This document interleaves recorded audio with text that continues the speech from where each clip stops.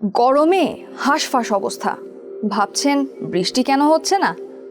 না, বৃষ্টির পূর্বাভাস দিতে আসেনি। আজ জানাবো আবহাওয়ার এই নেতিবাচক প্রভাব বাংলাদেশ সহ এশিয়া জুড়ে কতটা মারাত্মক আকার ধারণ করছে, বিশেষ করে খাদ্য উৎপাদনে কতটা ভয়ঙ্কর হতে চলেছে শক্তিশালী এল নিনোর প্রভাব, এবং এর প্রভাবে সৃষ্ট খাদ্য সংকট ও মূল্যস্ফীতির চাপ কতটা ভোগাতে চলেছে আপনাকে। চলুন বুঝে আসা যাক। সঙ্গে আছি আমি রুবাইয়া এশা।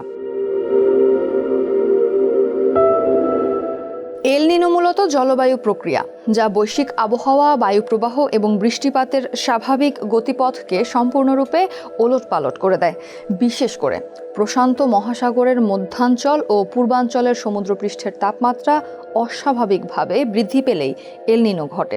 এটি হলে সাধারণত এশিয়ায় গরম ও শুষ্ক আবহাওয়া সৃষ্টি হয়। বিপরীতে বৃষ্টিপাত বেড়ে যায় উত্তর ও দক্ষিণ আমেরিকায়, যা মারাত্মক ব্যাঘাত ঘটায় কৃষিকাজের। 2026 সালের প্রথম প্রান্তিকে এশিয়া জুড়ে এই আবহাওয়া বিরাজমান ছিল। আশঙ্কার কথা হলো, দ্বিতীয় প্রান্তিকে ইতিহাসের অন্যতম শক্তিশালী এল নিনো সৃষ্টি হতে পারে। তাহলে কি ঘটবে ভাবতে পারছেন? চলমান ইরান যুদ্ধের কারণে সার ও জ্বালানির দাম ব্যাপক হারে বেড়েছে। বাড়তি এই দামে যোগ হচ্ছে ফসল উৎপাদনও। এর সঙ্গে নতুন করে যোগ হয়েছে এল নিনোর প্রভাবে সৃষ্ট খরা ও গরম আবহাওয়া, যা কৃষকদের ফসল উৎপাদন প্রক্রিয়াকে কঠিন করে তুলেছে। ইতোমধ্যেই বাজারে যার প্রভাবও লক্ষ্য করা যাচ্ছে। 2026 সালের শুরুর থেকে আন্তর্জাতিক বাজারে গমের দাম বেড়েছে প্রায় 20%। অন্যদিকে দক্ষিণ পূর্ব এশিয়ার প্রধান রপ্তানিকারক দেশগুলোতে গত এক মাসের ব্যবধানে চালের দাম বেড়েছে 15%। এক্ষেত্রে কৃষকদের উৎপাদন খরচ বেড়ে যাওয়া এই দাম বাড়ার কারণ। কিন্তু সমস্যা হলো, এর প্রভাব বছরের দ্বিতীয়ার্ধে আরও বাড়ার আশঙ্কা করছেন আবহাওয়াবিদরা। তাদের আশঙ্কা, এল নিনোর প্রভাবে খাদ্য উৎপাদন কমে যাবে এবং দাম বেড়ে যাবে বিভিন্ন কৃষিপণ্যের।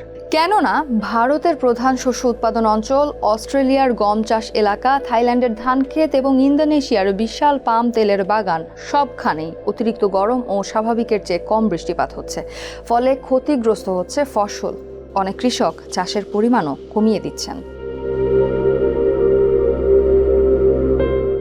স্যাটেলাইট ছবিতে ইতোমধ্যে এশিয়ার বিভিন্ন স্থানে খরার প্রাথমিক লক্ষণ দেখা যাচ্ছে। আগামীতে যা আরও তীব্র আকার ধারণ করতে পারে বলে আশঙ্কা করছেন আবহাওয়াবিদরা। সম্প্রতি ভারতের আবহাওয়া বিভাগ আগামী 4 মাস মৌসুমি বৃষ্টির পরিমাণ কমার পূর্বাভাস দিয়েছে, যেখানে দেশটির বার্ষিক মোট বৃষ্টিপাতের প্রায় 70%ই হয় মৌসুমি বৃষ্টির মাধ্যমে। সেখানে এর পরিমাণ কমে গেলে দেশজুড়ে তাপমাত্রা বেড়ে যাবে। কঠিন হয়ে দাঁড়াবে গ্রীষ্মকালীন ফসল বপন। অবশ্য ইতোমধ্যেই এর প্রভাব পড়তে শুরু করেছে। মৌসুমি বৃষ্টি দেরিতে আসায় চাষাবাদ পিছিয়ে যাওয়ার সম্ভাবনা দেখা দিয়েছে। এক্ষেত্রে উদ্বেগের কারণ হলো, গ্রীষ্ম মৌসুমেই মূলত ধান, সয়াবিন, ডাল, আখ ও ভুট্টা উৎপাদিত হয় দেশটিতে, যার মারাত্মক ব্যাঘাত ঘটাতে পারে এই এল নিনো। থাইল্যান্ড, ভিয়েতনাম, ফিলিপাইন ও ইন্দোনেশিয়াতেও একই অবস্থা। সেখানে শুষ্ক আবহাওয়া ধান ও পাম তেলের উৎপাদন কমিয়ে দিতে পারে। অনেক কৃষকই ঠিক সময়ে বৃষ্টি না হওয়ায় ফসল উৎপাদন নিয়ে উদ্বিগ্ন।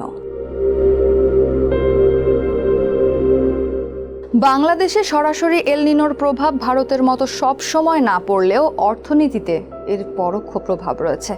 বাংলাদেশ তার প্রধান শস্য চাল উৎপাদনে স্বয়ংসম্পূর্ণ হলেও প্রয়োজনে বিভিন্ন দেশ থেকে তা আমদানি করে। এক্ষেত্রে এল নিনো দেখা দিলে এর পেছনে বাড়তি অর্থ খরচ করতে হবে ঢাকাকে। গম, ভোজ্য তেল, ডাল ও পশুখাদ্যের আন্তর্জাতিক দাম বাড়লে বাংলাদেশের আমদানি ব্যয় বাড়বে। বাড়তি চাপ সৃষ্টি করবে খাদ্য মূল্যস্ফীতি। এর বাইরে বড় সমস্যা হলো সার সংকট, যা খাদ্য উৎপাদনে ব্যাঘাত ঘটাতে পারে। তাছাড়া এল নিনো সৃষ্টি হলে দীর্ঘ শুষ্কতা ও কখনো কখনো অতিবৃষ্টি দেখা দিতে পারে বাংলাদেশে। এতে আমন ধান, সবজি এবং মাছ চাষ ব্যাপক ক্ষতির মুখে পড়তে পারে। অর্থাৎ আগামীতে এই এল নিনো বড় ভোগান্তির কারণ হতে পারে বাংলাদেশের জন্য।